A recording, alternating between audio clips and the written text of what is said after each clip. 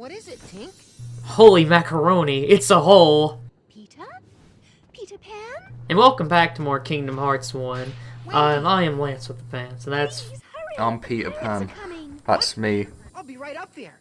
Just Philip hold on. Pan. It's me, Peter Pan. Wendy, Yes? is there... It's been a while since we last recorded. It's been like Yeah. 2-3 weeks. Yes. And Kyrie's in a coma Asleep. But now we're back at it. Kyrie? in Pumpkin Hill. Yeah, in Pumpkin Hill. Back at it again with those kicks. And I know that we talked about this like a long time ago, like back in the first part, which we did like in August, or second part, I think.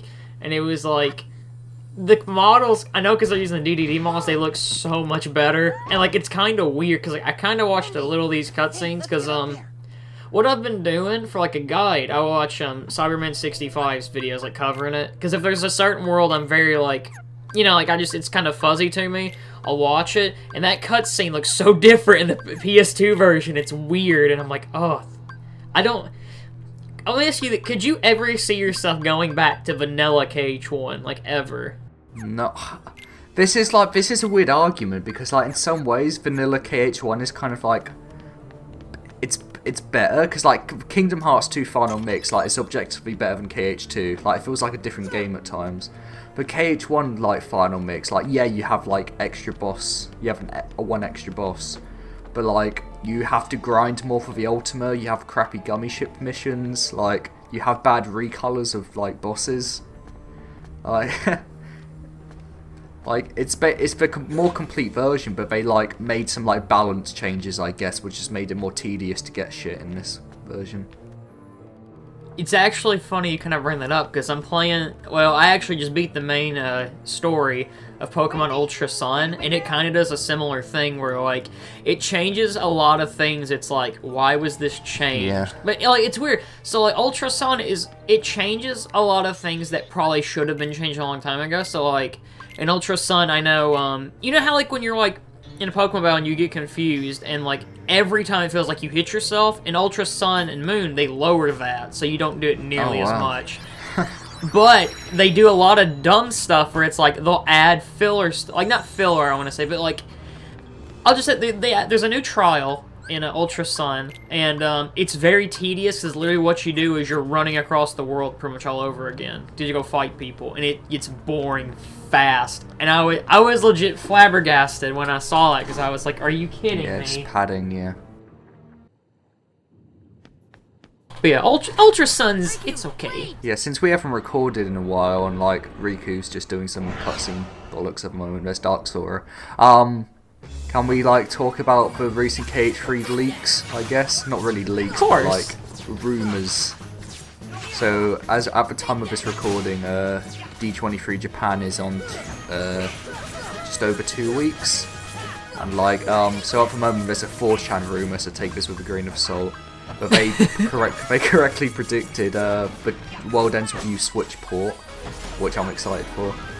And they said quarter 3 for Kingdom Hearts 3, and Shibuya will be a world. And if Shibuya is in Kingdom Hearts 3, oh my god, that will be so good. Oh my god. Oh my god, my dick.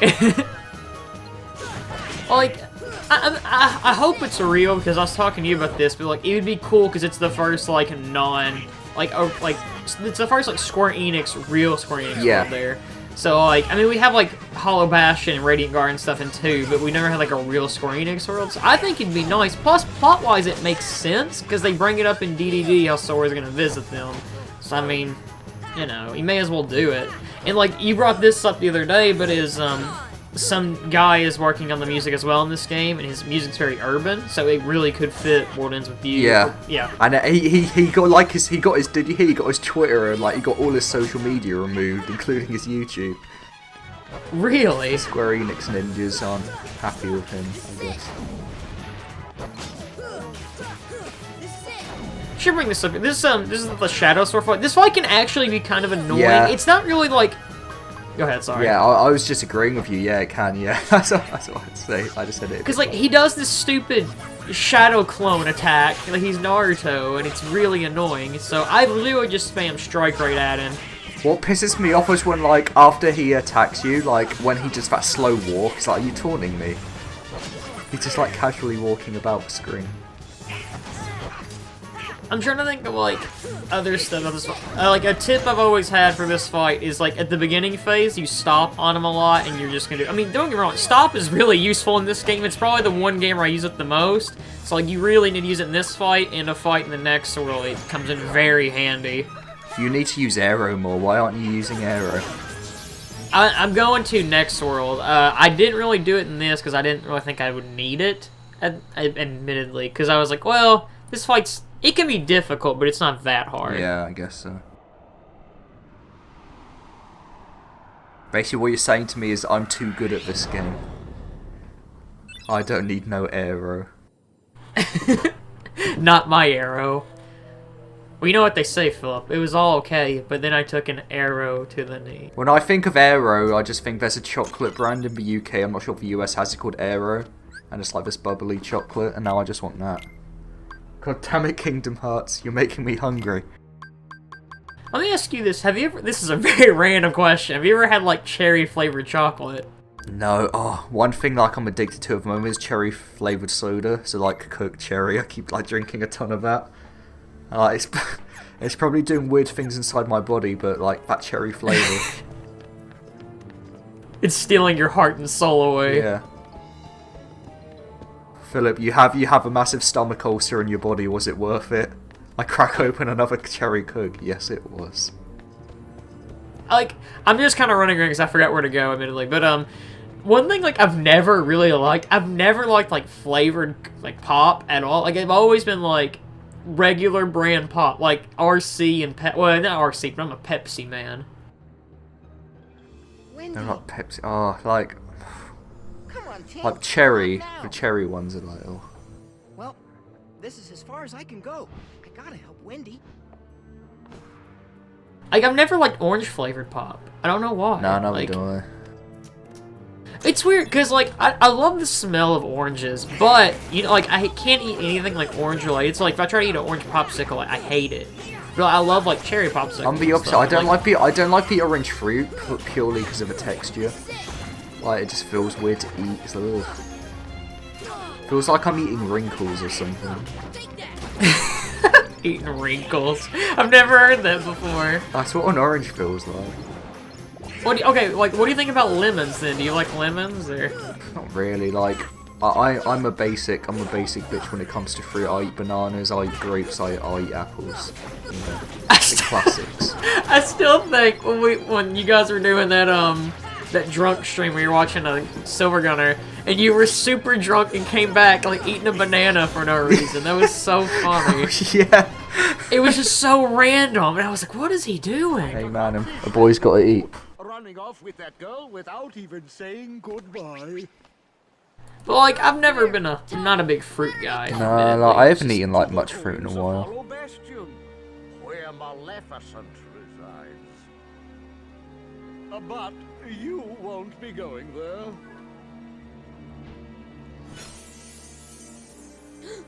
Oh no. Unless you intend to leave Oh no. behind.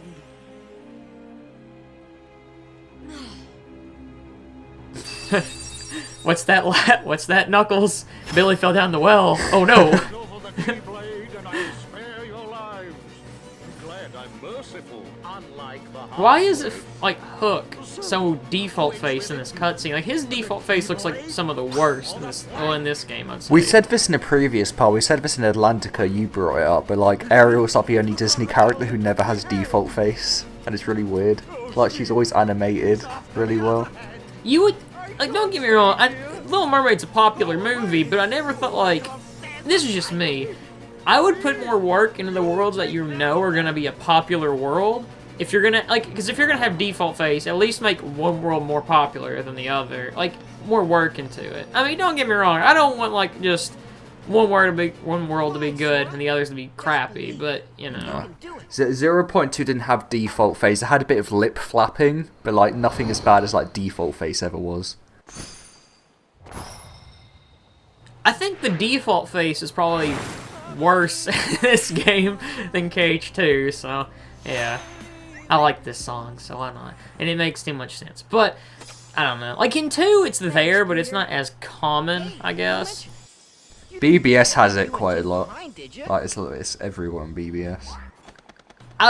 For BBS, I will kind of give it a little bit of like Yes, slack on it, handheld. just because it's a PSP game. Depending on the cutscene, if it's a cutscene where nothing's really going on, I'll give it a bit of slack. But majority of the time, it's pretty bad.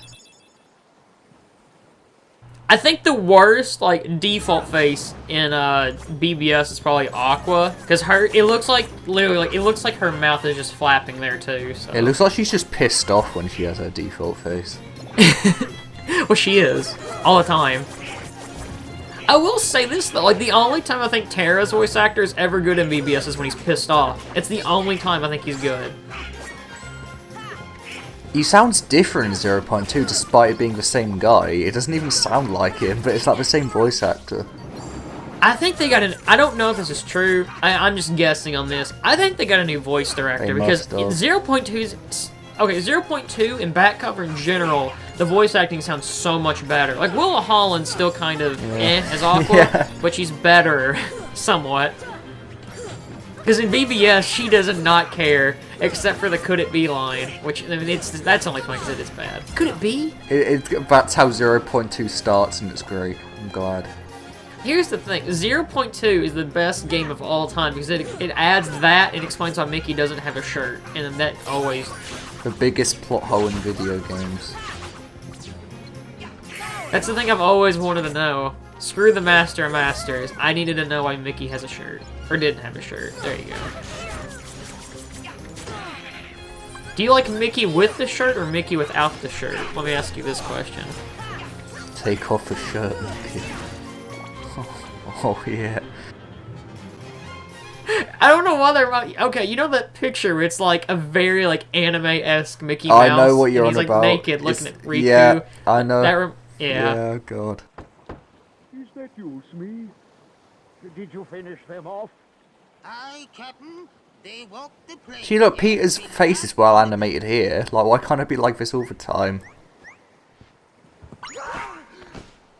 Peter Pan, lost you! Ready to make a splash, you codfish? Look, it's good here. Like, Now it's your turn to he's walk really... What is a codfit? Yeah, he's expressed a codfish. I don't know. I think it's just like a general insult. Like, you dumb person, I guess. Codfish. Alright, talk about something like KH related while I'm looking at what a codfish is. A codfish is just like, haven't you had fish and chips? It's just a basic...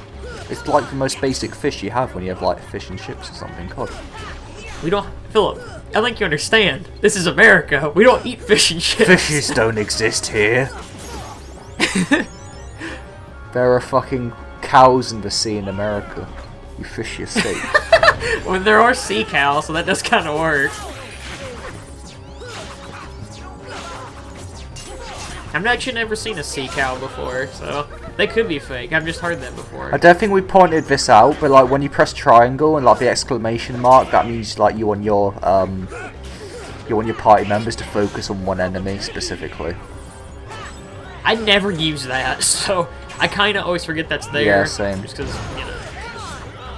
I will say, I think I like every Captain Hook fight in every KH game. I'm pretty sure, because like I like him here, and in BBS, he's easy. You're forgetting about Chain of Memories. That's not a good one, because he has like fucking 0 cards. He has like a card limit, which like gives him like 0 cards, so that he's not fun in that game. And like 0 cards can break anything in comp. I mean, yeah, I kind of forgot about it in Chain of Memories. Like, when we fair, Chain of Memories is a very boring game, but yeah, like I don't know. I like him in this fight. I think he's pretty fun, and I like his BBS fight. I mean, we'll get to BBS. I don't know eventually. about like this. Like, I'm inclined to agree, but like the extra heartless enemies, like if you're playing like what difficulty you're playing on, is this proud, yeah, or normal? No, I'm doing standard for the LP. Yeah, so on proud, like. Yeah, on Proud or Expert, like those ships are a right pain in the arse, so you have to constantly like kind of like fly away from Hook, take out the ships, then he summons more. And it's just like boring back and forth. Yeah, how does Hook get stuck in the air like that? I know he falls off the ship and that happens, but he gets just stuck up there for a couple seconds and it's fun to catch him, so. Yeah. Like I said, this fight's not very hard at all. I mean, I guess they probably proud and expert it is, but at least in this version. Well, I can say in proud, I don't remember having much trouble with him, but I know I've never played expert mode, so I It's don't know not so that, much but- as trouble, it just takes a while because you have to take out those ships because they will kill you. I don't have time for this. I don't have nobody have time for that. Or ain't nobody have time for whatever. Let me ask you, what is like the deal? Like I know like that like alligator like eats his hand or whatever, but like what's the deal? Like I don't get it. I don't know, like, did it swallow a clock or something? Do you have you seen Peter Pan? Like, it constantly makes a ticking No, noise. I've when, never like, seen Peter Pan before. so it like makes a ticking noise whenever it's on the screen. I never knew why. So maybe she's really lost her. I like this cutscene. I like this. Yeah, this is a good cutscene. Can't believe it. There's a bit of like character building for Sora, which you don't really see like in other Wonder games. if she'll believe Yeah. After this game, he literally stays the same character. He's learning basically. something from a Disney world, you know what I mean? Like, the Disney, it's not plot relevant, but it's kind of like character building, like something he learned, and he's reflecting on it, like, based on, like, the main, like, characters, I guess, and story. Whereas everyone's like, here's a bridge Disney plot, do Disney plot, okay, you can go now. Where's Xehanort? That's the problem with 2, is Sora never really developed, at least in the Disney world, because literally from, I'd argue, I'm trying to think of even a Cage game where they actually do anything after the Disney world that actually ties, like, comes back from a Disney world, and I can't think of anything after this game, because 2, it's just Dream like... Drop Distance does it a bit, I think. Yeah, okay, yeah. But, like, BBS never does it, as far as I know. Like, they'll reference it, like... I know at the end of BBS, like, when Aqua's in the... Spoiler, she's in the realm of darkness, she thinks of, like, everybody she's met, but that's the closest Yeah. that you ever get to it in that game, so, yeah. We'll see you guys next time for the end of Neverland, and, we're gonna do some more of the games!